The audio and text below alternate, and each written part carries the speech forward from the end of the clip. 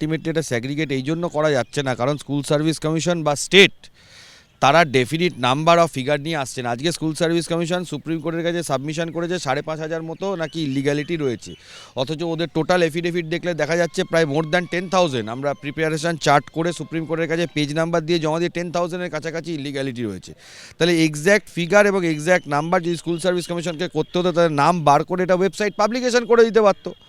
School service কমিশনকে কাউকে বাঁচানোর চেষ্টা করছে, এটা হলো আমাদের মূল প্রশ্ন। আমরা সুপ্রিম কোর্টের কাছে এটা জানি, যদি একজনও ইলিগাল অ্যাপয়েন্টমেন্ট এই এন্টায়ার সিলেকশন প্রসেসে রয়ে যায়, সেটা যদি বার না করা যায়, তাহলে সেই ক্ষেত্রে সুপ্রিম কোর্টের প্রচুর জাজমেন্ট আছে যে এন্টায়ার প্রসেস গোজ, যেটা আজকে মানিন্দর সিংয়ের তরফ থেকে সাবমিশন করে। আগের দিন আমিও কোর্টকে ঠিক এই লাইনেই বোঝানোর চেষ্টা করেছি, কিন্তু স্কুল সার্ভিস কমিশন এবং স্টেটকে একদম পারফেক্ট জায়গায় আসতে হবে। এটাই আমাদের রেসপেক্টফুল সাবমিশন ছিল।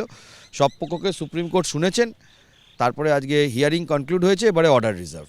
সরাসরি আমাদের সঙ্গে দুই প্রতিনিধি সৌভিক মজুমদার এবং কৃষ্ণেন্দু অধিকারী আমাদের সঙ্গে রয়েছেন। কৃষ্ণেন্দু, তোমার কাছে আসবো, যেখানে দেখা গেল যে কিভাবে যোগ্য অযোগ্য আলাদা করা সম্ভব, আজও কিন্তু তার কোনো সমাধান সূত্র মিলল না এবং শুনানির পরে এই মুহূর্তে রায়দান স্থগিত।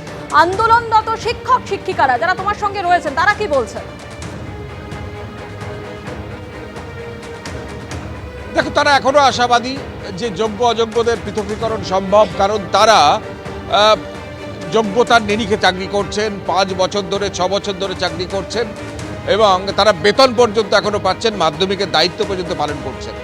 কিন্তু যে প্রশ্নটা সুপ্রিম কোর্টে আজকে আলোচিত হয়েছে গোটা দিন ধরে, 2 ঘন্টার বেশি সময় ধরে, যে কোন প্রক্রিয়া সেটা সম্ভব, কে যোগ্য কে অযোগ্য, তার সংখ্যাটা কত।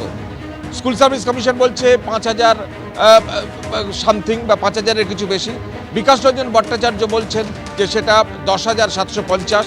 এমনকি যে 26,000 চাকরির যে শিক্ষাকর্মী নিয়োগ হয়েছে, তাদের মধ্যে যোগ্য কজন অযোগ্য কজন কিভাবে আলাদা করা যাবে, এই প্রক্রিয়াতে কেউ কিন্তু যথাযোগ্য তথ্য দিতে পারেনি, যেটা প্রধান বিচারপতির ডিভিশন বেঞ্চকে সন্তুষ্ট করতে পারি। এবং এখানেই একটা নতুন করে আশঙ্কা তৈরি হয়েছে।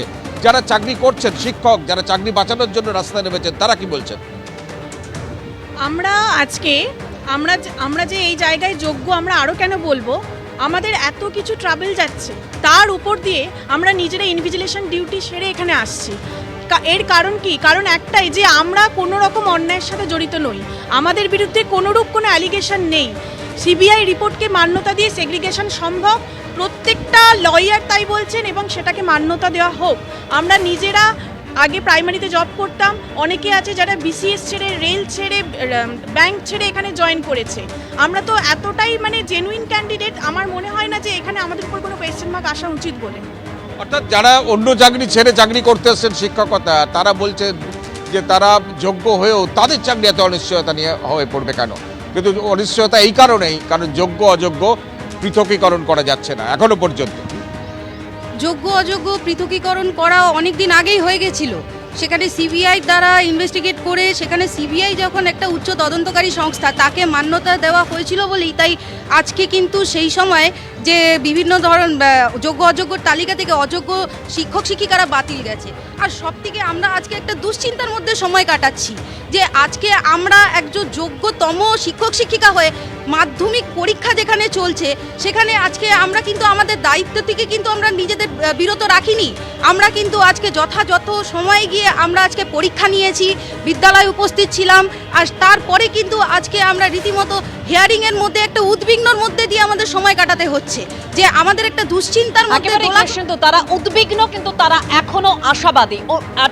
যে মামলা যখন শুনানি শুরু হয়েছিল, এই এসএসসি চাকরি বাতিল মামলার প্রথম শুনানি যখন শুরু হয়েছিল, তখন মামলা যেখানে ছিল, আজ শুনানি শেষ হওয়ার পরেও মামলা সেখানেই। অর্থাৎ যোগ্য অযোগ্য আলাদা করা কি সম্ভব? যদি সম্ভব, তা কোন ফর্মুলায়, তার উত্তর আজও পাওয়া গেল না। কুণাল ঘোষ কি বলছেন এই গোটা বিষয় শোনাবো আপনাদের।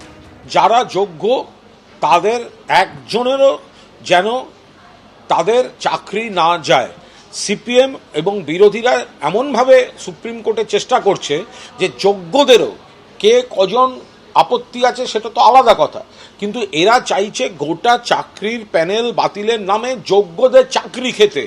এর প্রতিবাদ হওয়া উচিত। এই সিপিএম, এই বিকাশবাবুরা সুপ্রিম কোর্টে চেষ্টা করছে যোগ্যদের চাকরি নষ্ট করতে, চাকরি খারিজ করাতে, যেমন এসএলএসটি, ওয়ার্ক এডুকেশন, ফিজিক্যাল এডুকেশনে জেনুইন যোগ্য প্যানেল যাদের সিবিআই পর্যন্ত নেই তাদের চাকরি বাধা দিয়েছে এই বিকাশ ভট্টাচার্য আর এই সিপিএম, জট পাকিয়ে রেখেছে। ফলে এরা সুপ্রিম কোর্টে এই গোটা প্যানেল বাতিল করার দাবি জানিয়ে পুরো চাকরি এরা চাইছে এগুলো ইস্যু তৈরি করে রাখতে, কর্মপ্রার্থীদের অনিশ্চয়তার মধ্যে ফেলে রাজনৈতিক ইস্যুতে ব্যবহার করতে চাইছে এই সিপিএম, এই বিরোধীরা।